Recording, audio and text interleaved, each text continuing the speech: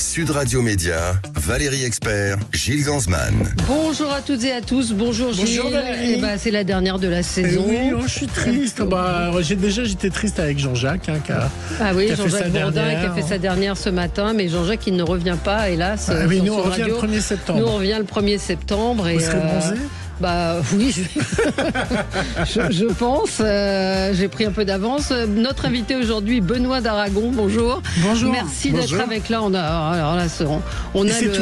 Il sait tout. Je suis sûr qu'il connaît mon code bancaire. On a l'un des plus grands spécialistes médias. Vous êtes journaliste au Parisien. Et c'est vrai qu'on peut féliciter la team parce que vous êtes une vraie équipe au Parisien pour les scoops que vous avez sortis sur le mercato, sur le marché des animateurs qui cette année est quand même assez étonnant. Je voulais vous poser cette première question. Vous êtes jeune, mais vous avez un peu d'expérience. C'est quand même un mercato particulier. Oui, ça faisait longtemps qu'on n'avait pas vu un mercato d'une telle ampleur. Bon, il y a un départ aux 20h de France 2, donc dès qu'il y a un changement aux 20h, évidemment, c'est assez spectaculaire parce que c'est des gens qu'on voit tous les jours, qui sont très, très présents, très connus. Mais oui, c'est un gros mercato avec quand même trois chaînes qui ont beaucoup bougé, c'est M6, France Télé et puis BFM. Par contre, TF1, Canal+, pour le coup, c'est des groupes où il ne s'est pas passé grand-chose. Donc, c'est pas non plus un mercato où tout le monde a bougé, ce qui a pu arriver il y a quelques années. On a l'impression que les animateurs ou autres ne sont plus attachés à leur chaîne. Avant, on avait des gens indéboulonnables dans les chaînes qui aimaient leur chaîne et la marque de la chaîne. On a l'impression que ça n'existe plus à notre époque. Bon, si, je vous trouve un peu sévère. Voilà. C'est sûr que là, il y a eu beaucoup de départs à BFM de gens qui étaient depuis longtemps. Absolument. Donc ça peut vous donner cette impression-là. Mais on va parler de Faustine Bollard, par exemple, qui va prendre du galon puisqu'elle prend les enfants de la télé en plus de son émission de l'après-midi. C'est quelqu'un qui est quand même maintenant depuis longtemps sur le service public. Elle est rattachée au service public. Donc non, il y a des gens qui restent très attachés au service public dont on... Regardez Léa Salamé qui prend le 20h, ça fait longtemps qu'elle est à France Inter, donc non, c'est quelqu'un qui est très attaché au service public. Oui, mais c'est vrai que ce sont des émissions, vous parliez du 20h, avec cette incarnation, les enfants de la télé aussi, où Laurence Boccolini était là depuis longtemps, mais on va revenir sur toutes ces infos. Alors nous évidemment, comme tous les médias, il y a une grille d'été sur Sud Radio, donc tout le mois de juillet, Laurie Leclerc et Benjamin Glaise seront avec vous dans le grand matin Sud Radio 6h-10h, et puis les matinées de l'été, c'est-à-dire le programme qui nous remplace, Maxime Liédo avec les grands débats de l'été, et sur les routes de l'été avec Laurence Perrault. Et également Sophie Darel. Qu'est-ce qu'on attend dès le mois d'août? Sophie Darel, bonjour. Avant, il y aura Avignon au mois de juillet. Bonjour Sophie Darel, on est ravis de vous entendre. Oui, c'est très gentil, écoutez. Racontez-nous un petit peu ce que vous allez faire sur Sud Radio. Et bienvenue à Sud Radio, Sophie, on est ravis de vous accueillir. Qu'est-ce que c'est gentil. Alors, qu'est-ce que je suis bien accueillie, c'est formidable. Sud Radio, je vais essayer de faire une émission joyeuse, parce que ça me correspond quand même, et que je vais pas forcément parler vacances un peu quand même, parce qu'on est obligé à cette époque de l'année, mais on va traiter plein de sujets, et c'est quand même une période formidable, la période des vacances. Tout le monde doit être de bonne humeur normalement, enfin j'espère en tout cas. Donc ça devrait être une tâche facile, j'espère. Voilà. Alors pour nos auditeurs, Sophie, on va en profiter pour parler de ce qui s'est passé hier. C'était le grand retour d'Interville. Gros succès quand même. 22% de part de marché. 3 millions et demi. Important. La courbe, elle n'est pas géniale puisque notre ami du Parisien l'a publié, mais quand même, c'est quand on arrive en tête, ça aurait été terrible s'ils n'arrivent pas en tête avec les moyens que France Télé, avec beaucoup de concurrence. C'était un jeu, donc on l'a vu sur le générique de Guy Lux. Et vous avez beaucoup travaillé avec Guy Lux. Alors, j'ai beaucoup travaillé avec Guy Lux, sauf Interville. Parce que moi, les jeux, je suis nulle. C'était Simone Garnier, en fait, qui faisait... Moi, j'ai fait que les gros shows de variété. Voilà, avec Claude, Alisa, tout ça, mais j'ai jamais fait les jeux.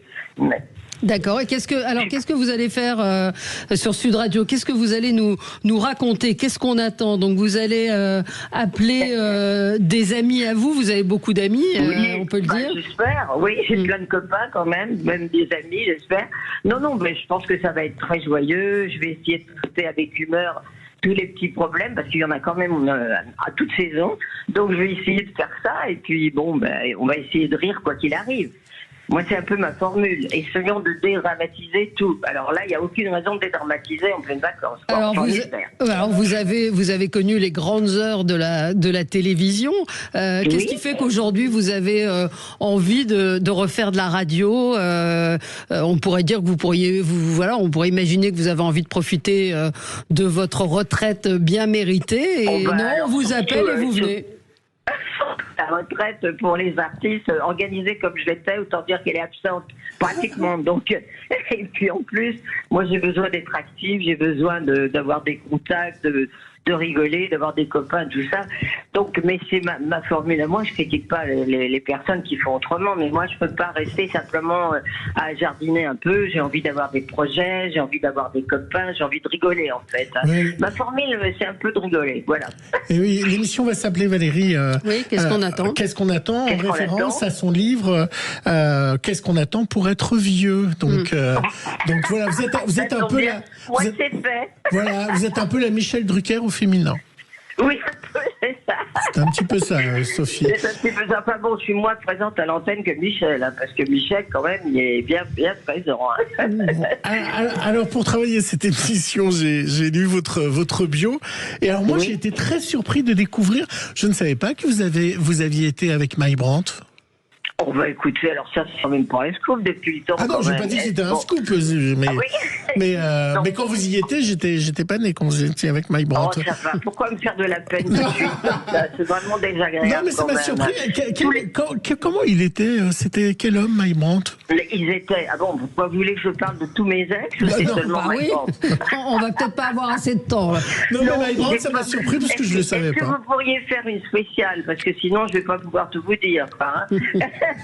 Bon, oui, Mike, c'était une aventure, voilà. Il était tellement beau. J'ai réagi un petit peu comme les garçons qui se disent c'est une belle fille, c'est pas l'amour fou, mais ce serait dommage de pas le faire. Enfin voilà, ça a été. Mais il était charmant. Hein. Il était très gentil. Il était, contrairement à ce qu'on croit, il était plutôt joyeux. Il chantait, il jouait de la guitare. Enfin, il était très sympa. Et très très très joli garçon. Il faut bien le dire. Alors, Gilles a fait allusion à vos livres. Le dernier s'appelle Moi vieillir plutôt crever, c'est ça? Oui. Et donc c'est aussi ce que vous avez envie de faire passer à nos auditeurs, c'est-à-dire de dire que, on peut vieillir bien et garder la pêche. J'espère, écoutez, en fait, c'était un peu un gag de dire moi vieillir plutôt crever, parce qu'on est obligé de faire avec, évidemment, mais je veux dire, il faut essayer de dédramatiser un maximum les petites choses de la vie. Moi, j'ai malheureusement j'ai beaucoup de problèmes de santé, parce que j'ai eu 3 cancers, ça permet de remettre les choses à l'heure. Et en fait, moi, j'ai un sens je m'entends en décalé, alors ça me fait pas fouiller. Donc, j'essaie de profiter un peu de la vie, de mes potes, parce que moi, la vie, c'est de bien manger, de rire et de profiter de chaque instant. Voilà. Sophie, on a un journaliste qui s'appelle Benoît d'Aragon qui est le roi des scoops. Alors moi, je veux un scoop pour l'émission Média. Quelle est la première personnalité que vous allez appeler sur son lieu de vacances au mois d'août? Vous la connaissez? Oui, c'est Pierre Perret. D'accord. Et il est où en vacances, vous le savez? En général, Pierre, il va dans sa maison. Hein. Ouais. Donc, de toute façon, Pierre, c'est un ami. Je les vois régulièrement avec sa femme Zézette. Ouais. Donc, c'est le premier que je vais appeler. D'abord parce que ça correspond à ma vision de la vie.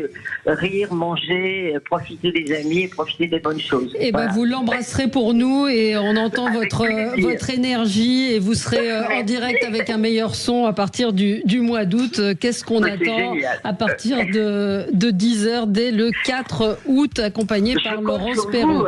Évidemment, on vous écoutera. Merci. Vous me laissez le studio propre, surtout pour nous, quand on revient. D'accord. Merci, Sophie.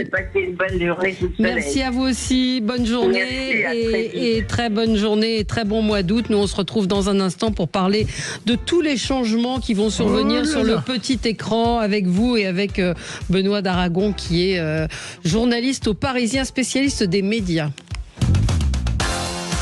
Le 10h midi, Sud Radio Média, Valérie Expert, Gilles Gansman. Sud Radio Média, L'invité du jour. L'invité du jour, Benoît d'Aragon, qui est journaliste au Parisien, spécialiste des médias, et un gros bravo à l'équipe du Parisien qui est assez nombreuse, on en parlait hors antenne, enfin nombreuse, vous êtes quoi, 4-5 vraiment sur les médias? Absolument, ouais. Bah, on est dans le service culture, on dit ça souvent entre nous, mais finalement le produit culturel le plus consommé des Français, c'est la télévision.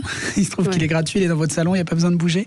Et donc oui, la télévision, on le sait, les audiences sont très fortes et il y a beaucoup de gens qui regardent la télévision. Et on s'aperçoit que le mercato, ça passionne les téléspectateurs. C'est pas juste un petit truc d'entre-soi qui amuse les journalistes et les salariés des chaînes. De temps en temps, on peut avoir cette idée-là, mais quand on voit les scores de fréquentation du site, c'est vrai que tous les transferts, même des visages qui sont pas très connus, dont le nom vous dit vaguement quelque chose, mais vous associez pas forcément un nom et un visage, en fait, ça intéresse beaucoup les gens. Ces parce que maintenant, vous pouvez voir les articles qui sont les plus lus, ça on explique à nos auditeurs sur votre site, et donc vous avez constaté ça, que c'était des articles qui faisaient un nombre de vues important. Bien sûr, les changements aux 20h dont on parlait tout à l'heure, évidemment sur Cyril Hanouna qui a défrayé toute la chronique, qui a été un long feuilleton qu'on a suivi. On peut démarrer par ça, parce que M6 c'est un peu le champion du mercato. Donc l'arrivée en grande pompe de Cyril Hanouna de 18h à 21h pour ça va s'appeler Tout beau, tout neuf. Vous y croyez ? Cyril Hanouna, il a une communauté très forte. Vous avez vu quand il a rebondi, quand l'émission s'est arrêtée sur C8 et qu'il a continué sur YouTube, il y avait énormément de gens qui sont allés le regarder. Donc oui, Cyril Hanouna, il a un socle de fans qui est très important. Donc oui, il y a forcément des gens qui vont regarder très vite. W9, c'est une chaîne qui manquait un peu de visage, d'incarnation. Donc il va y avoir un effet Hanouna quasiment immédiat. Ça, je n'en doute pas une seconde. Après, est-ce qu'il va retrouver les niveaux de C8 ? Pas sûr. Est-ce que ce sera aussi bien au niveau de la production, parce que C8 il avait un énorme plateau, il y avait beaucoup de lumière, on voyait qu'il y avait beaucoup de moyens. Là visiblement M6, les moyens seront plus limités, donc on va pouvoir constater tout ça. Après parfois il y a des émissions avec une faible production qui marchent très bien, donc on va regarder ça. Mais oui, ça va être l'événement de la rentrée, il va y en avoir deux. C'est l'arrivée de Cyril Hanouna sur W9, ça c'est indéniable, et puis le premier JT de Léa Salamé. Ça va être les deux choses les plus commentées, les plus regardées en cette rentrée média. Mais en ce qui concerne Cyril Hanouna, il y a un phénomène qui est assez intéressant, c'est que quand il a arrêté sur C8, il n'y a pas eu de report sur d'autres chaînes. Non, mais il le disait, c'est vrai que nous on avait, comme tout le monde, un peu enquêté, savoir qu'est-ce qu'allaient regarder les fans de Cyril Hanouna à la télévision, ce qu'ils allaient regarder quotidien tout de suite, à TF1 nous ont dit on va pas gagner un téléspectateur. La preuve, c'est que quand Cyril Hanouna est en vacances, on ne gagne pas un téléspectateur, donc ils s'en doutaient. C'est à vous non plus. Qui pouvaient être peut-être plus, mais c'est des spectateurs plus vieux, donc finalement il n'y a pas eu tellement de reports, et finalement il n'y a pas eu beaucoup de reports, il n'y a pas eu de grand gagnant de l'absence de Cyril Hanouna.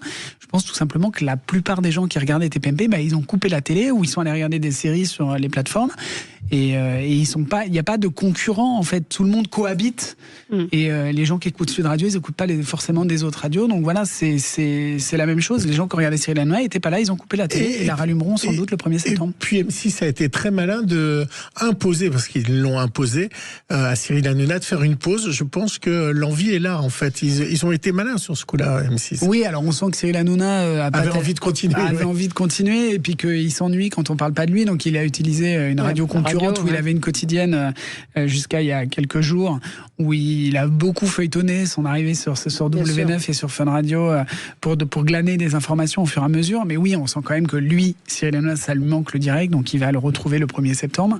Mais oui, cette période de diète, forcément, quand vous attendez quelque chose pendant longtemps, vous avez encore plus de plaisir à le retrouver. Donc, je vous disais, je pense que la première de Cyril Hanouna, il va y avoir beaucoup de monde. Oui, puis tout le monde attend de savoir s'il va parler politique ou pas, ou si... M6 ça fait un communiqué en disant qu'il n'y aurait pas de politique. Oui, bien sûr, mais il y a eu un depuis, ils ont dit qu'il a le droit de parler de politique, mais pas de façon politisée. Donc et ni nommément, ni d'attaquer des gens nommément. En fait, il n'a pas trop le droit de donner son avis sur les uns les autres, de dire pour qui voter.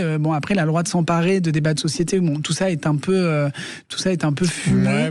En vrai, je pense qu'il est en direct et qu'il fera, c'est ce que lui pense, il fera assez vite ce qu'il a envie de faire. Oui. Voilà. Sur les gros transferts, il y a Olivier Mine qui était un pilier du service public. Une grosse surprise, le départ d'Olivier Mine, on pensait inamovible, absolument. Très attaché au service public. Ça faisait des années qu'il était là. Il avait débuté comme speakerin, ou speakerine, je ne sais pas comment on dit. Speakerin. Ouais, speakerin. C'est pas très joli, mais. Et à la surprise générale, il a quitté le service public pour rejoindre M6, où il animera notamment le maillon faible et plusieurs gros jeux à la rentrée d'M6. Donc ça, c'est un transfert aussi qu'on va suivre, assez étonnant. Et puis il a toujours pas parlé, il s'est toujours pas exprimé sur sur cette envie de changement. Donc on a Vous avez essayé d'avoir des interviews Ah oui, je crois que... Alors, moi aussi, ma chère Valérie, je voulais l'inviter dans l'émission Média. Je suis passé par son plus proche ami qui s'appelle Arnaud Gachy, qui était également avant à la direction de la com de France Télévisions. Il y a un pacte de non-agression entre France Télévisions et M6. Tant qu'il est à France Télévisions, il ne parlera pas d'M6.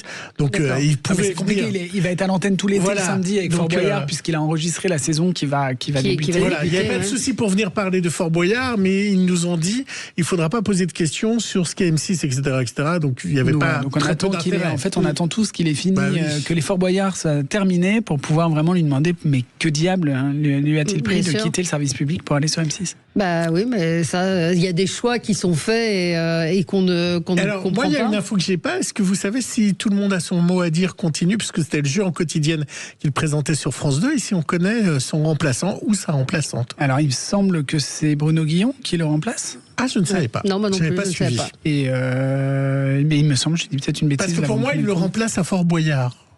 Bruno Guillon, non? À Fort Boyard? Ah non, vous savez qu'il le remplace à Fort Boyard à la rentrée? Non, c'est toujours pas. C'est l'année prochaine. Donc là, c'est vrai qu'on a. Vous avez vu, France Télévisions n'a toujours pas tout conclu sa grille du 1er septembre. Donc là, j'avoue, quand on leur demande qu'est-ce qui va se passer l'été prochain, ils nous regardent avec des yeux ronds en disant franchement, c'est pas la priorité. Qu'est-ce qui leur manque à France Télé? À France Télé, il manque. Là, vous avez vu que Télématin a été un peu décapité cette semaine. Donc il manque un Télématin week-end. On ne sait pas ce que va faire Julien Arnaud. On ne sait pas ce que va faire Flavie Flamand, qui sont les présentateurs de Télématin toute la saison, qui vont devoir laisser leur fauteuil l'année prochaine. Est-ce qu'ils vont passer le week-end, ce que la direction leur a proposé? Est-ce qu'ils vont faire autre chose? Quand vous avez été toute la semaine, passer le week-end, c'est un peu genre... Ouais. Et la semaine, est-ce que Maya Loquet et Damien Thévenot sont confirmés? Oui, c'est confirmé. Ils ont accepté la proposition de la direction, et l'un et l'autre.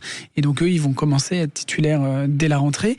Mais oui, il y a encore 2-3 personnes qui attendent de savoir exactement ce qu'ils vont faire à la rentrée à France Télévisions. La rentrée n'est pas tout à fait bouclée, mais il y a une grande conférence de presse mardi prochain matin où tout doit être calé. Donc, en gros, il n'y a plus qu'un dernier week-end pour prendre les derniers arbitrages. Est-ce qu'on est la grille complète? Alors, Valérie, puisqu'on est sur W9, juste, il y a l'arrivée de Laurent Fontaine et Pascal Bataille également, qui vient de C8. Et Dominique Tenza, lui, on s'en va de M6 du 19h45. C'est lui qui va remplacer Christophe Delay à la matinale de BFM. Donc, grosse promotion pour Dominique Tenza. La grosse prise de M6, c'est quand même Anne-Sophie Lapix, puisque du coup, c'est quand même ça les deux points forts de leur mercato. C'est Cyril Hanouna dont on a parlé, et puis c'est Anne-Sophie Lapix qui a claqué la porte, donc qui s'est fait écarter du 20h. France Télévisions lui a proposé des choses, c'était pas très clair ce qu'il lui proposait concrètement. Qui a claqué la porte, on lui a mis la porte dans la gueule. Non, du JT, elle s'est fait évincer du JT, bien sûr. Mais il lui avait proposé d'autres choses, et c'est là où elle a claqué la porte en disant non, je pars à M6, où elle va faire le... Oui, c'est dans le Parisien d'aujourd'hui, hein. C'est ça? Non, c'était Où est-ce que je l'ai lu? C'est dans le Figaro, je crois, qu'Anne-Sophie Lapix parle ce matin, c'est pas grave. Anne-Sophie Lapix, elle va faire le 18-20 de RTL. Plus une interview à 20h20. Le dimanche sur M6, et puis sans doute des soirées électorales ou des émissions autour des deux campagnes à venir, les 2 prochaines années, les municipales, puis les présidentielles et les législatives. Et puis peut-être des législatives anticipées si jamais il y a une dissolution. Donc elle va être dans le dispositif politique du groupe M6 RTL, donc c'est une bonne place. Puis surtout, elle a été très meurtrie de la façon dont elle a été évincée du JT. C'est jamais agréable, je crois que c'est jamais agréable, et ça se passe jamais bien. Non. Historiquement, ça se passe jamais bien. La télévision, c'est quelque chose de très violent. Alors, ça doit être le cas dans d'autres métiers, mais très souvent, mais le mercato, c'est très violent pour les animateurs. Moi, ça m'amuse journalistiquement parce qu'on feuilletonne tout ça et qu'on sort des infos. C'est assez violent, c'est un milieu assez cruel. Vous le savez tous les deux. Bien sûr, et Valérie en particulier, parce que vous êtes retrouvés dans des mercatos par le passé. Un 25 mai, où on vous annonce qu'on veut plus de vous à la rentrée. Voilà, vous n'avez pas de boulot. Après 16 ans. Anne-Sophie Lapix, c'est après 8 ans. Anne-Sophie Lapix, c'est après 8 ans. On vous dit assez tard dans l'année, mi-mai, on vous dit c'est terminé, merci, au revoir. Donc et Laurence Boccolini aussi, c'est arrivé assez violemment, non? On l'a appris très tard dans la saison. Oui, elle a été informée assez tard. Après, il faut ce que je raconte souvent, c'est qu'Anne-Sophie Lapix, il y avait quand même des rumeurs assez insistantes que son poste était menacé. Il n'y avait pas ces rumeurs sur Gilles Boulot sur TF1. Donc, on doit analyser et sentir les signaux. On le sent, c'était mon cas aussi, mais on le sent. On peut être dans le déni, puis on peut être se dire oui, bah oui, ça arrivera, et puis quand ça arrive, c'est très violent. Vous le prenez vraiment dans la. Voilà. Elle va donc être remplacée par Léa Salamé. C'est ça vraiment le gros challenge. Qu'il y a aussi Isabelle Iturburu sur TF1. On n'en parle plus beaucoup, mais c'est quand même aussi. Isabelle Iturburu, elle commence l'été. Elle est joker estivale, donc elle va commencer le 14 juillet, je crois, le lundi 14 juillet. Ça, c'est un gros changement aussi, puisque c'est quelqu'un qui vient pas de l'info, mais du sport et du divertissement. Donc c'est aussi à regarder. Ça, on va suivre ça cet été. Ça fait partie des nouveautés de l'été. Il y en a pas beaucoup, mais effectivement, le premier JT de Isabelle Iturburu, vous vous souvenez, c'est la Madame Rugby de Canal+, qui est passée à TF1. Ça a étonné tout le monde pour la Coupe du Monde de rugby il y a 2 ans, si ma mémoire est bonne, et qui, à la surprise générale, a été nommé joker du 13h en remplacement de Jacques Legros, qui a fait ses adieux. Et donc voilà, ça c'est quelque chose qu'on va observer très vite. Je crois que c'est son premier JT dans 10 jours. Et du coup, Léa Salamé a dit bye bye à Radio France et à France Inter. Et on l'écoute. Merci aux auditeurs, merci aux auditrices, merci à vous, à tous vos messages. Je suis pas sûre qu'on merci Nico, merci Charline et merci à tous, vraiment. Et merci à Feu Chatterton. Je m'y attendais pas du tout. Et on avait dit pas de nécro. On avait dit pas de nécro. Si c'est une nécro, elle était rigolote. On avait dit on n'en fait pas trop. Vous avez tout raté, vous avez tout menti. On avait dit on n'en fait pas des tonnes. Fallait pas partir, Léa. Ça va très bien, je vois que vous êtes en forme. Voilà, donc c'était les adieux de Léa Salamé hier, qui garde l'émission Quelle époque. Oui, ça faisait partie des. Alors Léa Salamé, ça a été des longues négociations. Elle a été beaucoup très courtisée par BFM, notamment par BFM, qui lui proposait des moyens assez considérables pour lancer une quotidienne, une sorte de grand journal ou de Quelle époque en fait tous les jours sur BFM. Donc c'était ils avaient débloqué beaucoup d'argent pour qu'elle vienne. Finalement, elle a décidé de rester dans le service public, mais de quitter la radio. Elle faisait ça depuis 10 ans. C'est quand même une longévité assez forte sur une aussi grosse radio avec d'aussi gros enjeux. Et elle a réussi à négocier à la fois d'avoir le 20h semaine et de garder son émission Quelle époque, qu'elle aime beaucoup. Mais c'est ça aussi qui est assez violent, parce que lorsque, j'imagine, je suis Benjamin Duhamel et je vois que ma radio, que ma télé fait tout pour appeler quelqu'un pour me remplacer. C'était pas forcément pour le remplacer, mais c'était cette tranche-là. Il a compris.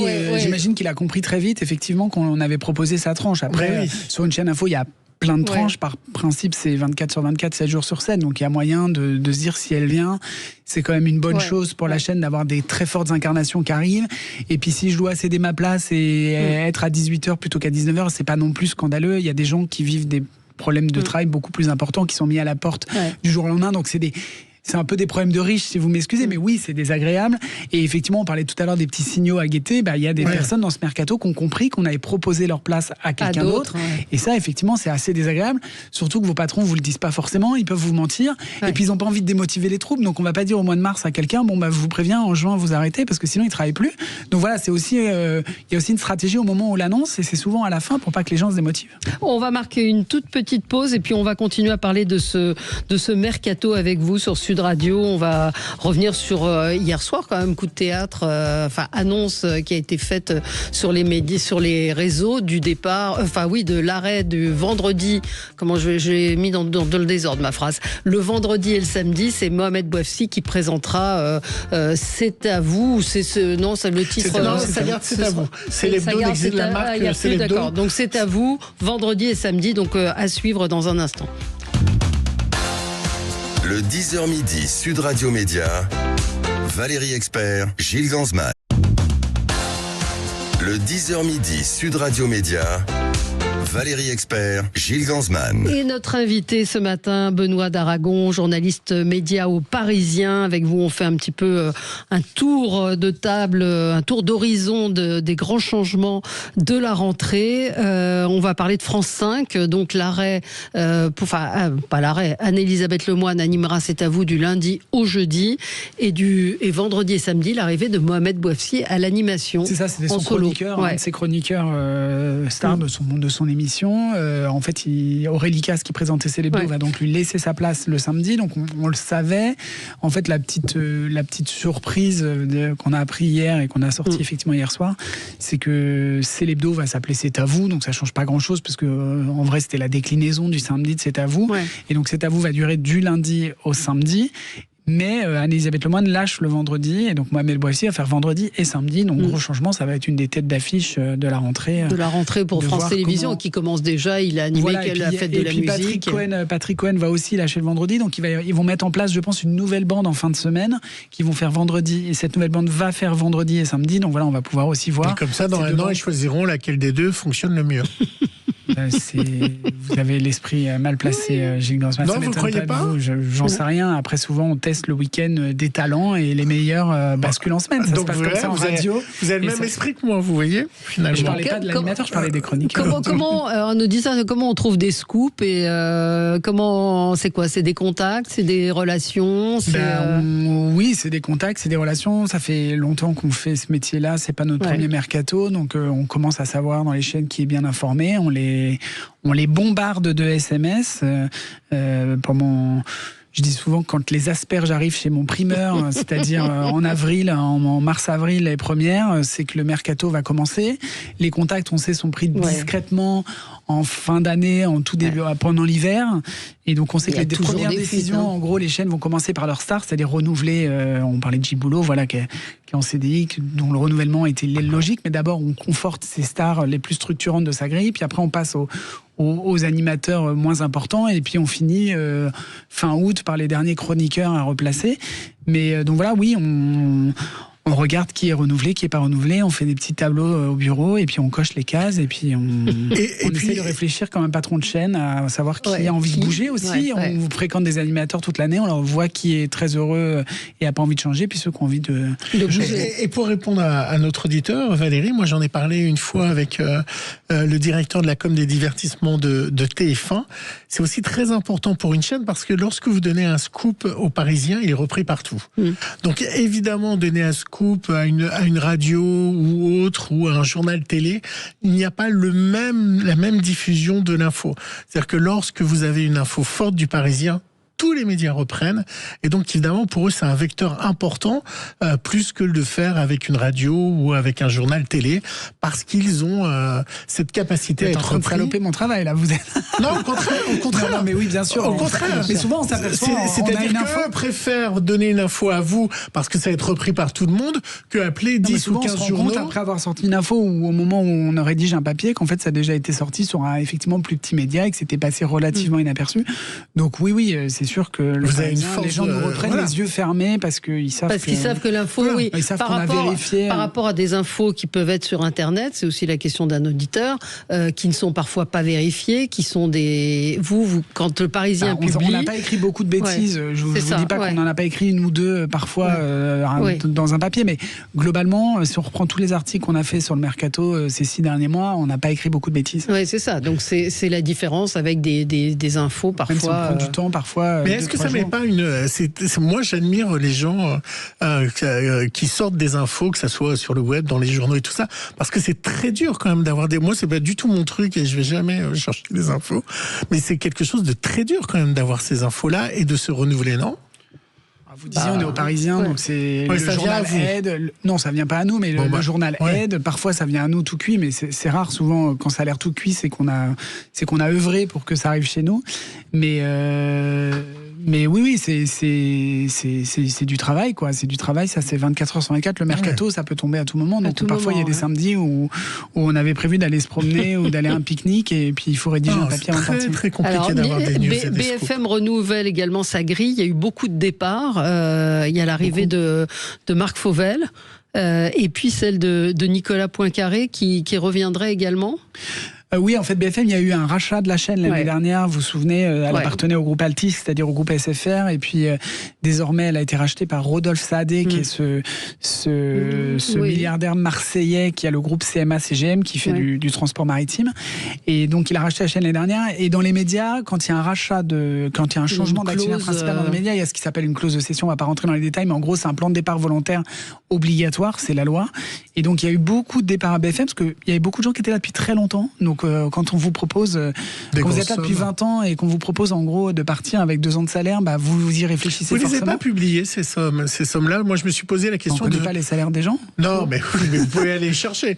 Mais il y a eu plein d'articles, parfois dans Capital, sur les salaires des animateurs et autres. Vous savez quelle était la fourchette à peu près, avec quel montant partaient les gens de... Non, parce que les plus grosses personnalités de BFM, les grandes gueules, par exemple, qui sont là depuis plus de 20 ans, Christophe Delay, finalement, ceux-là, ils sont restés, les Apolline de Malherbe, tout ceux-là, ils sont restés dans le groupe.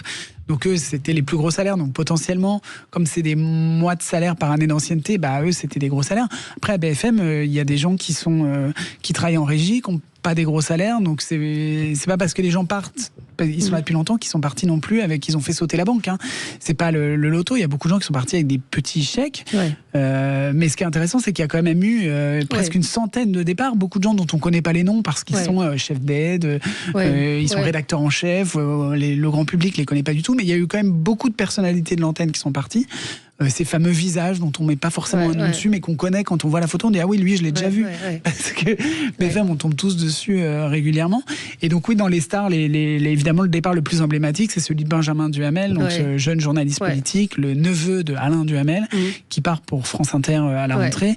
Et lui, ça a été un vrai choc parce qu'il a pas pris la clause de départ. Il est d'ailleurs pas là depuis très longtemps à BFM, mais c'est un départ fort parce que c'était la relève, la jeune génération, quelqu'un d'assez brillant. Il comptait vraiment sur lui pour la présidentielle, et il a choisi ces derniers jours de finalement partir à France Inter. Partir à France Inter. Remplacer Léa Salamé. Oui, je pense que le départ de Léa Salamé a fait, parce qu'il était question qu'il fasse les deux, qu'il ait l'interview politique. Au départ, il devait faire juste, on va pas rentrer dans la grille de France Inter, c'est compliqué, je suis pas sûr que ça passionne vos auditeurs, mais en gros, il devait faire juste une interview politique à 7h50, et puis le départ de Léa Salamé leur a imposé de revoir tout le conducteur de leur matinale, et donc il y a une deuxième interview qui est l'interview principale de France Inter qui va faire aussi, et du coup il a dit c'est trop de tout cumuler avec BFM, donc il a choisi de quitter BFM. Est-ce que certains ne font pas le choix de l'argent, c'est-à-dire qu'ils font le choix de changer, ce qui est le cas vraisemblablement de Benjamin Duhamel. Quand Benjamin Duhamel nous a dit aux Parisiens qu'il allait gagner moins bien sa vie à France Inter qu'à BFM. C'est ça qui est intéressant dans le mercato, il y a des gens qui font des choix d'argent. Absolument. Et puis après tout ils ont bien raison, et puis il y a des gens qui essaient de faire... Ou pas, parce que c'est ce qu'on se disait en antenne. On parlait de Pascal Latour du Pin qui a quitté BFM pour aller chez Hanouna il y a 2-3 ans, il y a 2 ans je crois, pour animer l'émission qui était juste avant TPMP. Finalement aujourd'hui elle a rien, elle doit s'en mordre un peu les doigts, donc les choix d'argent ça peut être à court terme très intéressant, mais il vaut mieux gagner ce qu'on se disait hors antenne, 5 000 € pendant 20 ans que gagner 10 000 € pendant 2 ans. En fait à court terme c'est génial, mais à long terme c'est des mauvais choix. Donc il y a beaucoup de gens qui essayent de faire des choix qui sont parfois intelligents sur la durée, parce que voilà, ils veulent faire carrière, donc ça peut détruire une carrière, un mercato raté. On le voit là avec Julien Arnaud, on en parlait aussi en antenne, donc qui quitte Télématin, qui a quitté TF1 après plus de 30 ans d'ancienneté pour prendre Télématin. Finalement, il est débarqué au bout d'une saison. Je pense qu'il doit se dire dans sa salle de bain en se rasant, j'aurais peut-être pas dû quitter TF1. Donc le mercato, il faut bien réfléchir, il faut faire attention à pas céder aux sirènes de l'argent, parce que ça peut vite se retourner contre vous. À noter que jeudi, Alain Duhamel a fait ses adieux sur BFM. Sauf qu'il reste. Sauf qu'il reste, Oui, il reste. Il reste. Ah bon, il reste. Il reste. Ah bon, c'était des faux adieux, c'était genre Michel Sardou. Non, il reste. En fait, il arrête l'émission quotidienne. Il viendra une fois par semaine. Pour être là au présidentiel et au municipal, j'imagine. Je sais pas, mais en tout cas, il aura un rendez-vous le vendredi, mais ce qui est évidemment moins chronophage et ce qui va lui demander quand même moins de travail que de venir tous les jours comme avant. Une vieille émission du PAF aussi qui change, les maternelles, Agathe Le Caron, et les maternelles qui quittent d'ailleurs France 2 pour aller sur France 4, oui. J'avais un doute entre France 4 et France 5, et qui sera présenté par Marie Portolano. Bon, ça va durer 1 an avec Marie Portolano. Ça dure jamais longtemps, une émission avec Marie Portolano. Non, mais c'est vrai. Plaisir. Oui, non, mais c'est vrai. Mais en tout cas, Agathe Le Caron, qui s'en va après quelques années. De départ de Gilles Gansman. C'est vrai qu'elle fait pas plus d'une saison à chaque fois. Elle reste pas longtemps après les émissions. Je parle pas des émissions, je parle de... Je disais, elle reste pas souvent dans les émissions. Elle a été plusieurs fois maman, vous êtes mesquin ce matin parce qu'elle a été plusieurs fois maman. Donc oui, elle part parfois en congé maternité, effectivement. Non, elle arrête les émissions carrément. Elle avait fait Le Meilleur Pâtissier, ça a été une saison. Enfin bon, on va pas faire le débat. On va pas faire T18, Novo 19. Alors c'est ça aussi, le mercato, il a été marqué par ces deux petites chaînes. T18 a été lancé le 6 juin avec Laurent Ruquier dans une émission culturelle et Mathieu Croissando tous les jours. Donc ça a animé aussi un peu le mercato. Et puis il y a une nouvelle chaîne qui arrive en septembre, Novo 19, la chaîne du groupe Ouest France. Est-ce que vous avez des infos? Pas beaucoup. Ils se sont exprimés dans une interview en annonçant l'arrivée de Claude Askolovitch. Voilà, il y aura, la seule chose qu'on sait, c'est qu'il y aura, un talk-show quotidien auquel participera Claude Askolovitch qui faisait la revue de presse de France Inter. Voilà, pour l'instant on n'a pas beaucoup d'infos sur cette chaîne, mais ça va arriver très vite parce qu'effectivement ils vont se lancer le 1er septembre, ce sera aussi une des nouveautés de la rentrée. Pas d'audience pour T18 pour l'instant. À partir de la rentrée on va commencer à avoir des chiffres, ils sont assez malins, ils font des choix assez malins, c'est-à-dire que les audiences ils vont les avoir à partir de septembre, mais on les aura pas à 9h. Comme toutes les autres chaînes, c'est les fameuses audiences qu'on commande tous les matins. Ils vont avoir les chiffres à 11h comme les chaînes info, comme la chaîne L'Équipe par exemple. Pour pas être comparé aux autres? C'est une question de coût, ça coûte très cher d'avoir Médiamétrie, c'est un service qui est très cher, donc ils vont avoir les audiences un peu plus tard, ce qui leur coûte un peu moins cher, et puis du coup on va moins les comparer à leurs petits camarades. Est-ce que vous arrivez à la présentation de ces médiatiques sur France 5? Ces médiatiques s'arrêtent. C'est la question que je vous pose. C'est dommage. C'est dommage. Je l'ai amené par une boutade, évidemment. Je le ferai passer aux équipes, c'est gentil pour l'émission, mais oui, l'émission s'arrête après 3 saisons. Et pourquoi? Il y a diffusé sur France 5 le dimanche. Faut demander à la direction de France Télé. Je suis pas du tout leur porte-parole. Parce qu'il n'y a plus d'émissions médias. Il y aura plus d'émissions médias par vous. Et puis peut-être une émission de conférence sur une autre radio. Mais oui, les émissions médias, c'est difficile à la télévision. C'est difficile de parler des médias quand on est soi-même un média. Oui, c'est sûr. Donc voilà, cette émission existait, les audiences progressaient. Ils ont fait le choix de l'arrêter. Après, ils font beaucoup d'économies à France Télévisions. Donc j'imagine qu'on est aussi la victime d'un plan d'économie. Il y a quand même 70 millions d'euros à trouver. D'où l'arrêt aussi, on ne l'a pas dit, de l'émission animée par Samuel Etienne, Question pour un champion, qui était aussi une émission mythique et patrimoniale. C'est une des raisons qui ont été... Ça n'arrête pas tout à fait, qui passe le week-end. Qui passe le week-end. C'est vrai qu'elle ne s'arrête pas totalement, elle passe le week-end. Mais enfin, on sait que les émissions... On a vu les chiffres et les lettres qui sont passés le week-end. Souvent, pour arrêter une émission, souvent elle passe d'abord le week-end et après, effectivement, elle disparaît. Et hier, il a réitéré à France Télévisions en disant, si c'est moi qui est en cause, n'hésitez pas à me virer pour regarder l'émission en semaine. Mais je ne crois pas que ce soit lui qui est en cause dans l'histoire. Je vous dis, il y a beaucoup de décisions à France Télévisions dans ce mercato qui est pas. On attend les explications de la direction parce qu'on comprend pas toutes les raisons de tous les choix. Il y a des choses qui ont l'air un peu qui sont un peu étonnantes. Mais en tout cas, ce qui est sûr, c'est que les économies très importantes qu'il doit faire, l'État leur a dit, il faut faire des économies. On demande à tous les services publics de faire des économies, donc vous n'allez pas y échapper, c'est normal. Donc oui, ça les pousse à arrêter des émissions. Ça a forcément des conséquences pour les téléspectateurs. Et donc, Question pour un champion, on fait partie. Samuel Etienne, j'imagine que ses équipes apprécient, dit moi je préfère partir pour vous maintenir le travail de tous les gens qui travaillent toute l'année sur Question pour un champion. Et ben voilà, on a fait un bon tour d'horizon. Qu'est-ce qu'il va y avoir comme scoop demain dans le Parisien? Qu'est-ce que vous allez sortir? Dites-nous. Pas du tout. Mais non, mais je sais pas. Souvent. Ça arrive. Ça arrive à 16h. Vous savez pas ce que vous allez écrire là dans ce qui arrive? Non, on va faire un live sur Internet, sur le site du Parisien, pour justement répondre à toutes les questions sur le mercato, comme vient de le faire. Alors à quelle heure et quand? De midi à 14h, je pense. Demain à 14h. Aujourd'hui. Tout à l'heure, de midi à 14h, on peut venir vous poser des questions. Vous les posez sur le site du Parisien et j'y répondrai avec mon camarade Benjamin Meffre.